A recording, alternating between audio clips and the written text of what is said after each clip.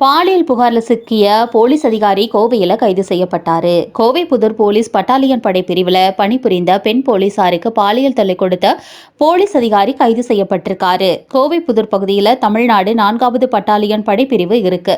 இதில் கமாண்டராக வேலை பார்த்த காவல் கண்காணிப்பாளர் அந்தஸ்து செந்தில்குமார் அப்படிங்கிறவர் பணியாற்றி வந்திருக்காரு. இவர் அங்கு பணி செய்யும் பெண்கள் மற்றும் பெண் போலீசாருக்கு பல்வேறு பாலியல் தொந்தரவுகளையும் கொடுத்து வந்ததா தெரியுது. மேலும் அவர் பெண்களிடம் பாலியல் ரீதியா அத்துமீறியும் பேசியிருக்காரு. இது தொடர்பான புகார்கள் போலீஸ் உயர் அதிகாரிகளிடமும் அளிக்கப்பட்டிருக்கு.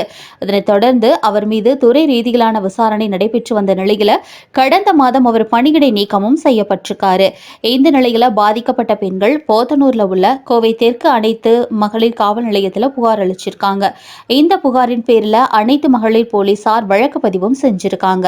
இதனைத் தொடர்ந்து அனைத்து மகளிர் போலீசார் செந்தில்குமாரை கைது செஞ்சிருக்காங்க. தொடர்ந்து அவரை நீதிமன்றத்தில் ஆஜர்படுத்தி சிறையிலும் அடைச்சிருக்காரு. பாலியல் புகார்ல உயர் போலீஸ் அதிகாரி ஒருவர் கைது செய்யப்பட்ட சம்பவம் கோவையில பெரும் பரபரப்பை ஏற்படுத்தியிருக்கு.